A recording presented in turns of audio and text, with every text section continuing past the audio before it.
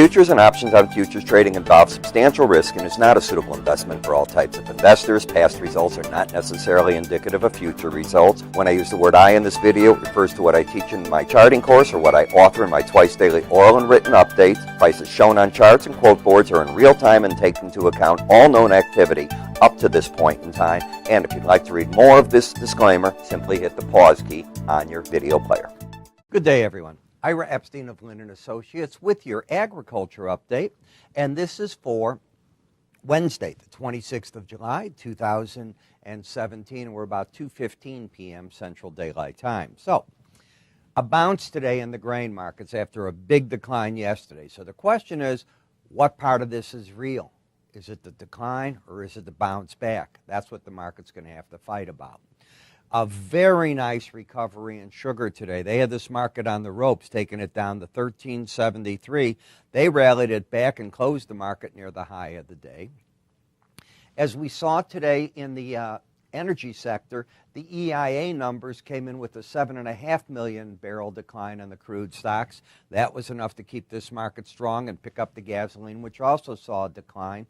So the good news is we've got declines going on and stability coming in. I still think this is where the hedgers are stepping into the market. It wouldn't surprise me.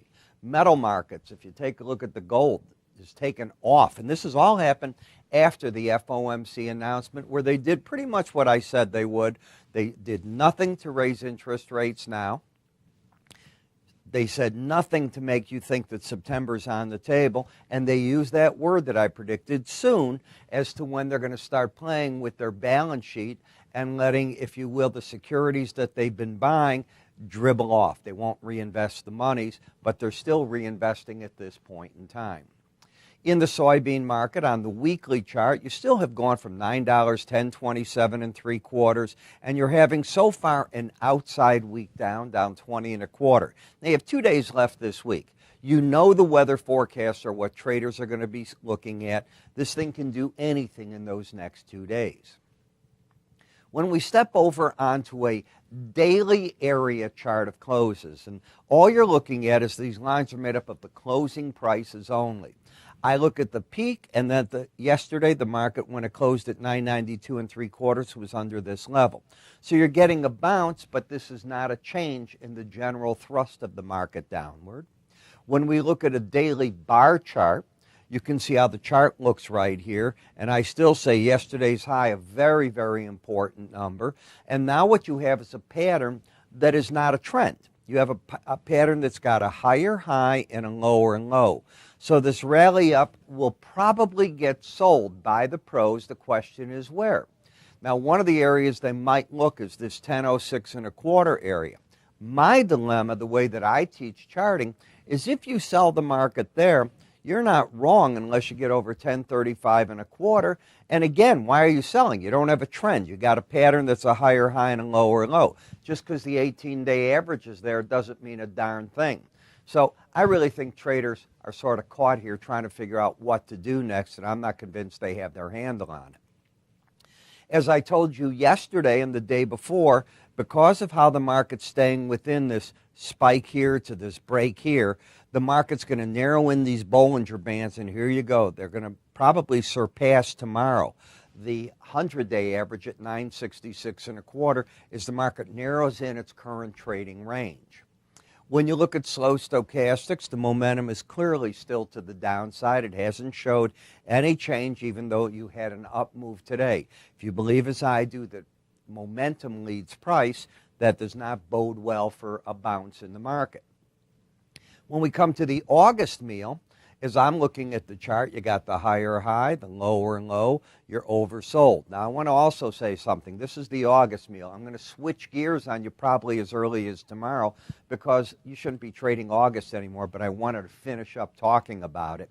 You're oversold, trendless the same way. Higher high, lower low. What else do you see? You went down, challenged. The 100-day average of closes, that number's 316.40. Today's low, 316.40, and I would not be surprised if you get back to the 18-day average at 326.50 and sort of just stall out as the market tries to figure out what next. I'm also going to leave the August soybean oil, and I will do that tomorrow as well. This is still in an uptrend. You still have the pattern of higher lows and higher highs. However, it is overbought. If it can continue the rally, 34.17 is very important. The number that you don't want to see taken out is 33.38, which is the last swing line low. Still very much in the uptrend, but overbought. Now, December corn, and I've made the right switch there for you, and I'll make the switch on the August on the others, has got a pattern of lower highs, lower lows. The only thing going against being bearish is that the market's oversold. That's important. These are your first stabs back under the 100-day average, so I wouldn't be surprised if the market tries to get a rally back up there. It's only 3.5 cents away, so don't be surprised if that occurs. And 396 is a secondary resistance. Don't know if you'll get there, but in the oversold area, it wouldn't matter. I just look at a market when I see overbought or oversold. I try and I teach people best to avoid them. In the wheat market, you're at the oversold condition that's trying to convert to being embedded, but it's not there. You have a pattern of consistently lower highs, lower lows. As I pointed out the other day, you've broken roughly $1 in price from the high to the low, and traders are probably going to start looking for value here. Now, the wheat console tour is picking up steam as it goes through the Dakotas and then into Minnesota, and what it continues to show is deterioration of the crop bigger than some traders thought. You might say, why isn't this market responding? Well, first off, this isn't that type of wheat. This is a different grain of wheat. There's different blends, but Chicago wheat is not the wheat that's yet been impacted. When we look at the sugar, today's break had the market on the run as you got under this 1373 and under the 18-day average. That was all given up. Notice how the market spun itself back up. You're in no man's land at the 18-day average of closes. You've got a pattern of a higher high but a lower low. Momentum in the market is overbought, trying to give you a correction. In the coffee market, you tell me where the market fought its battle and it's trying to pick itself back up. And I'm going to say right there at that 18-day average, you know what I'm going to say next? The near average that's been bothering the market on rallies is the 100-day average. I don't think you change your mind that that's going to be an area that the guys that bought here might want to sell out there on. And if not, the 137.89. But that's 200 points almost higher than that 100-day average. So I'll stick with the idea of the 100-day average. The market is in overbought condition, not in an uptrend. In fact, it has no trend. You got the swing line down, the bias up, and you're overbought. A very confusing chart. Where do you see the cocoa stopping today? Right at that right at that 18-day average of closes. That's the line in the sand, as I call it. Market is correcting now in overbought condition. Expect some consolidation in the market. It spent very little time over that 100-day average, which was stopped back here. Similar area here. You spent a little more time, about 5-6 days over here above it. Here you only did 2. Back here you did 1, another 1. So we were right in pointing out, at least I was right in pointing out to you, that don't trust that market of staying above that number. The odds didn't favor it. Cotton market, trying to get its legs at what number? You tell me on that chart, what number do you see? And I'm going to say over and over, it's this 18-day average.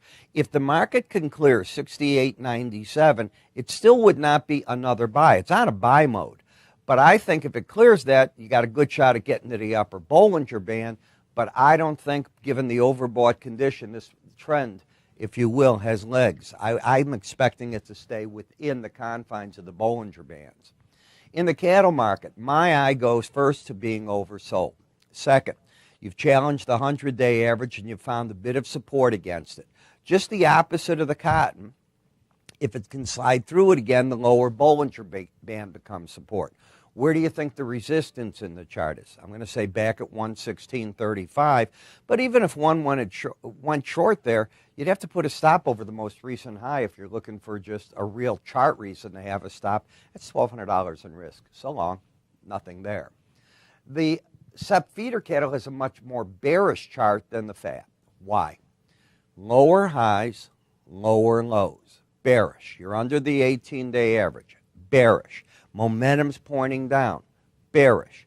However, if one were to sell the resistance point of the 18-day average, you got to have a stop at 154. That's a $2,000 risk. So long, you got to have a better chart pattern than that. The hogs, they tried to spend 2 days under the lower Bollinger Band, maybe 3 including that day. That's what it looks like. And you're getting a pop, and you did not embed. So if the market's going to embed, let's take a look at this. It's always fun to look at. Here's the market with its non-embedded. Here the market is day 1 of embedding. Let's get to the next one if I could. Okay. Day 2 did not embed. So you don't have an embedded pattern. You just got an oversold pattern. That's the point here.